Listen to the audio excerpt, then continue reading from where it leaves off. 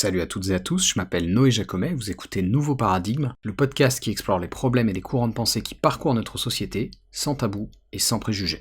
Je pense, bon ça c'est un avis personnel, qu'aujourd'hui TikTok, il y a quand même beaucoup de regards portés sur eux et ils sont encore en phase de croissance, ils ont vraiment beaucoup à perdre s'il y avait une interférence qualifiée du Parti communiste chinois sur les décisions de modération.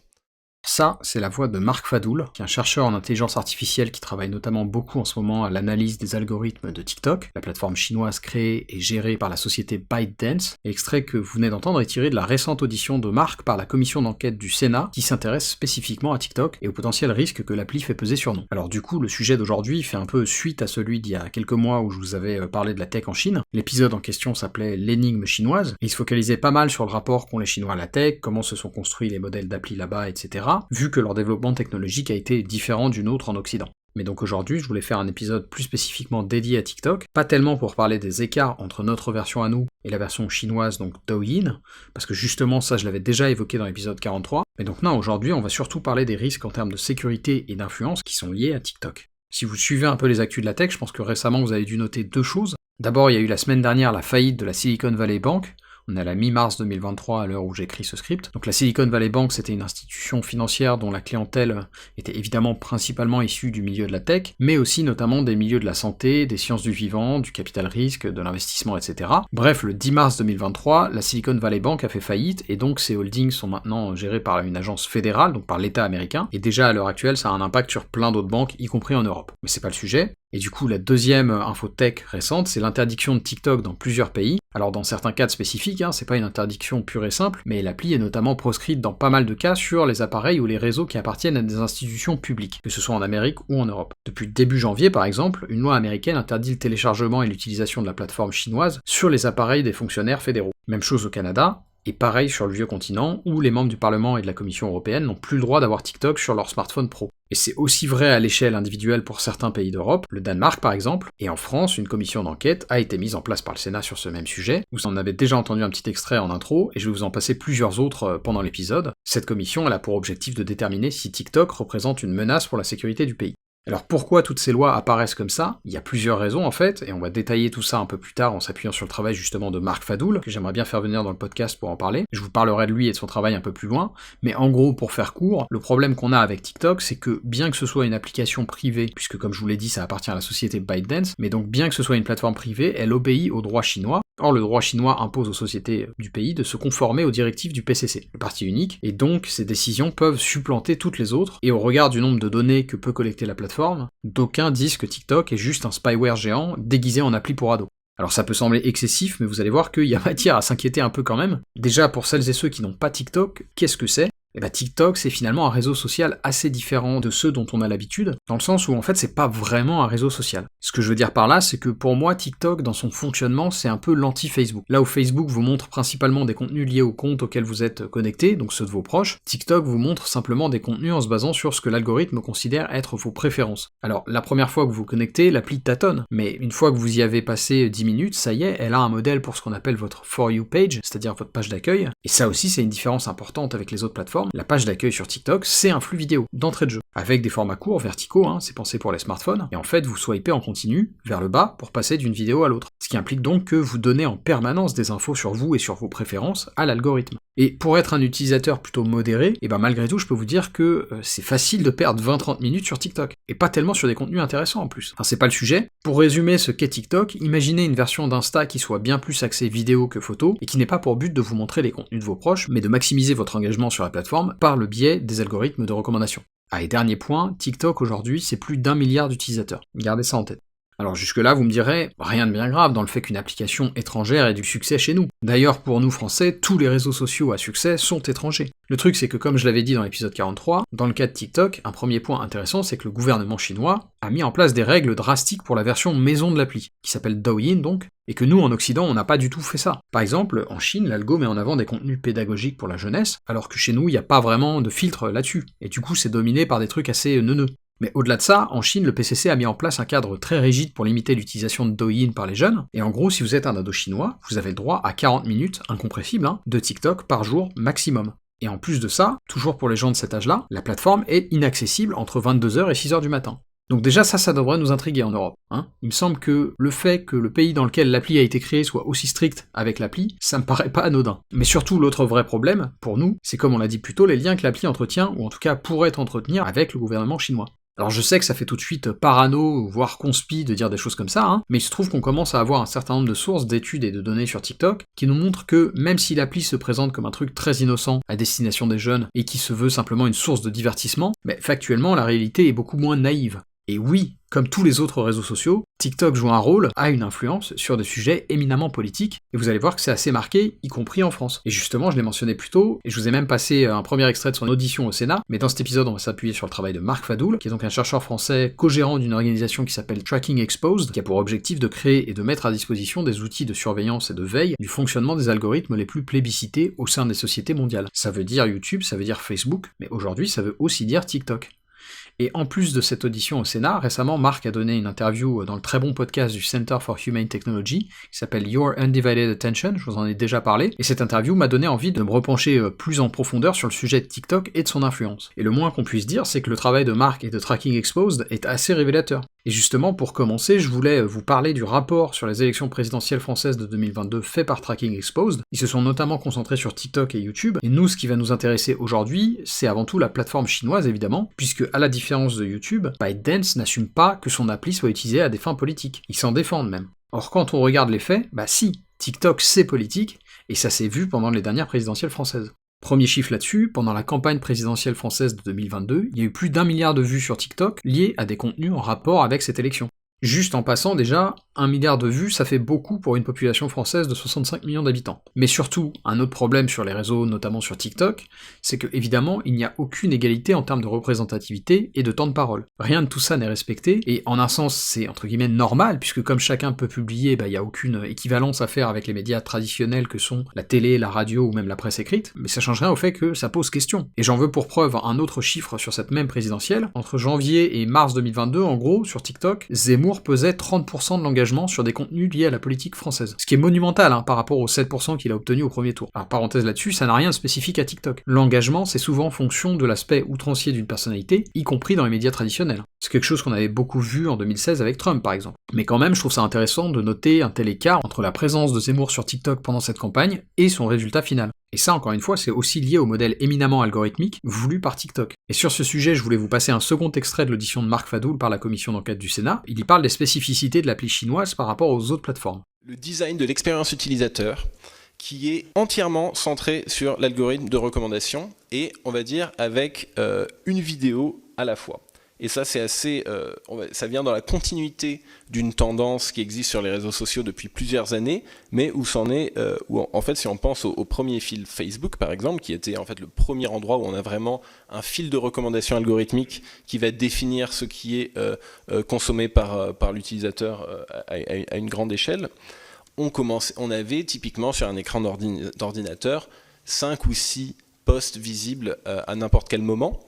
Ce qui donnait tout de même une certaine liberté de choix pour l'utilisateur de savoir où est-ce qu'il allait concentrer son attention. On voit que sur Twitter, sur Facebook, sur YouTube, partout on a une tendance à augmenter la taille des posts pour en avoir de moins en moins, et donc un algorithme quelque part de plus en plus paternaliste qui va décider pour l'utilisateur ce qu'on va regarder.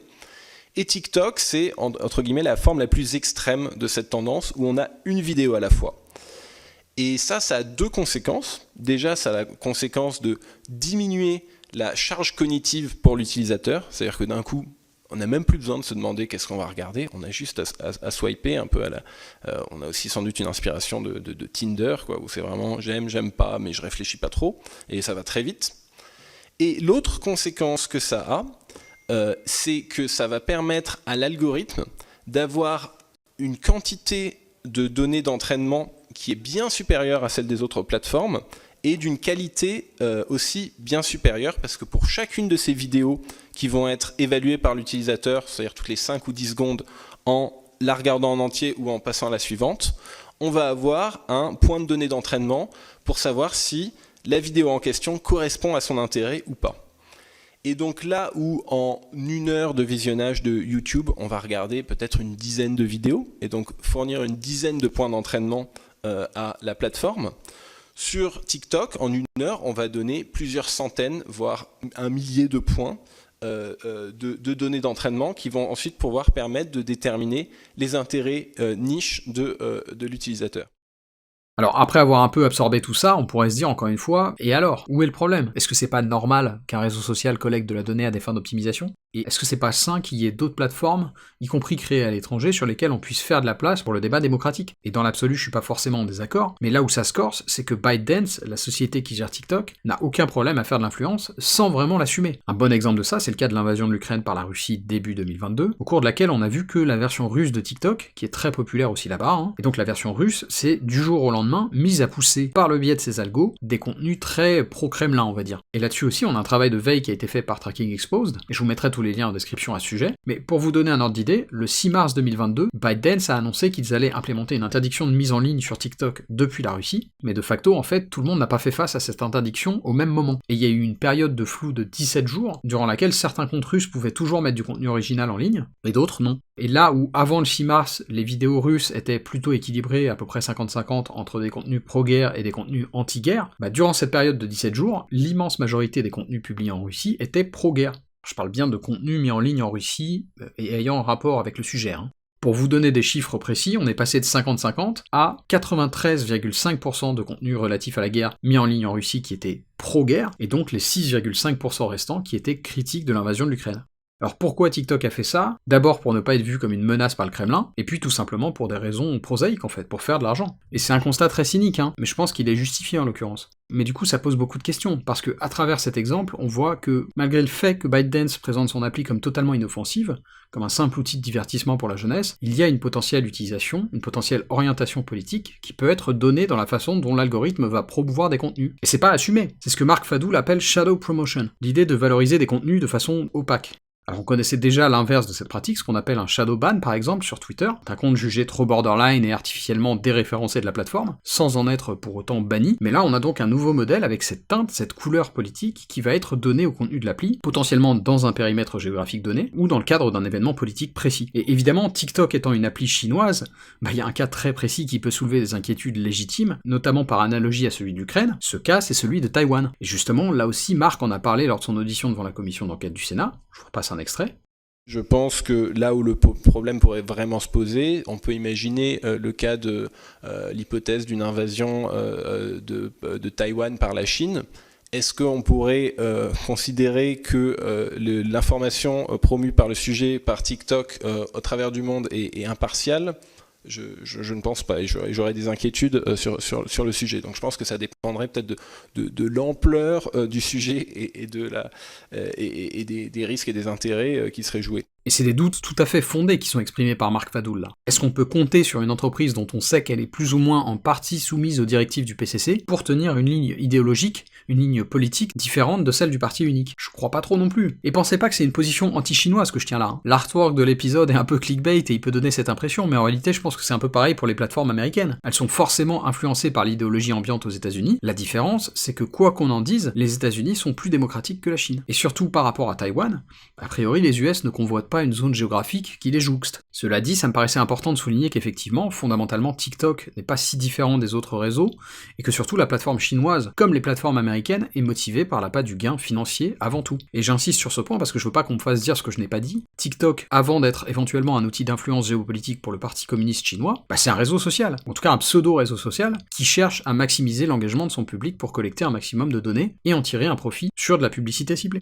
Alors ça n'a rien de vertueux, mais ce que je veux souligner, c'est que la différence entre des plateformes comme Facebook ou Insta d'un côté et TikTok de l'autre, elle se fait pas là-dessus. Et d'ailleurs, ce que recommandait Mark Fadoul devant la commission d'enquête parlementaire du Sénat va un peu dans le même sens, avec des directives globales et donc pas spécifiques à TikTok. Je vous repasse un nouvel extrait. Alors après, bien sûr, il y a des critiques spécifiques à TikTok, notamment liées à l'origine chinoise de l'entreprise et les liens que cela suppose nécessairement avec le Parti communiste chinois. Des documents ayant fuité en 2020 montrent qu'à une époque, les modérateurs de la plateforme avaient pour instruction de censurer certains thèmes politiques sensibles pour le Parti communiste chinois, notamment ceux qui faisaient référence aux manifestations de la place Tiananmen. La Chine de Xi Jinping a aussi montré à plusieurs reprises qu'elle contrôlait l'écosystème technologique avec une main de fer. On se souvient notamment de la disparition durant plusieurs mois du fondateur d'Alibaba, Jack Ma, qui sortait un peu trop des rangs sur certaines de ses positions.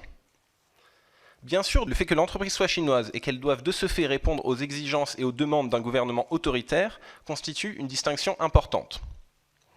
Mais la dépendance stratégique et technologique que l'on a vis-à-vis de TikTok est similaire à celle que nous entretenons avec les plateformes américaines.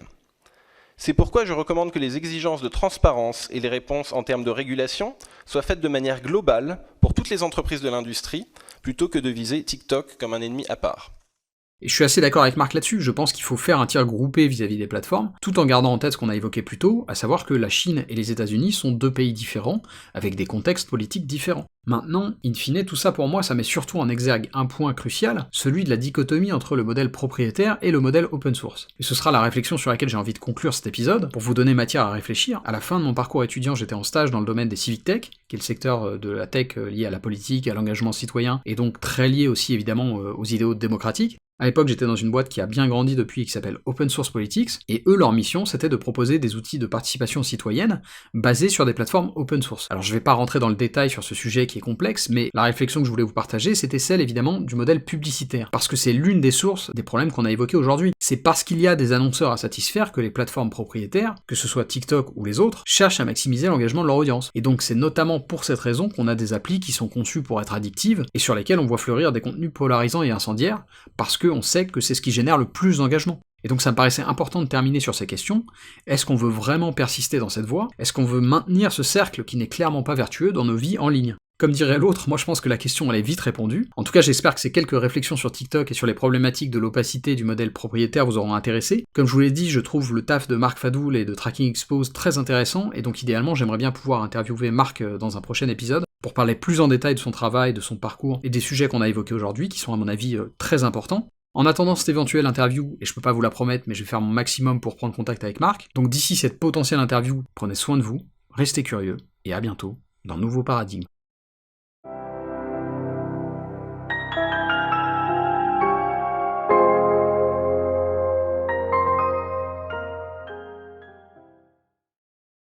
Si vous aimez mon travail et que vous voulez me soutenir, il y a plusieurs façons de le faire. Vous pouvez attribuer une note et suivre Nouveau Paradigme sur Apple Podcast, Spotify, Deezer et YouTube, ou bien vous pouvez simplement le partager à vos amis et vos proches, le bouche à oreille aide toujours. Enfin, vous pouvez financer le podcast en vous rendant sur ma page Patreon ou Tipeee, et quel que soit le soutien que vous m'apportez, merci, c'est vraiment grâce à vous que mon travail peut continuer à exister et se pérenniser.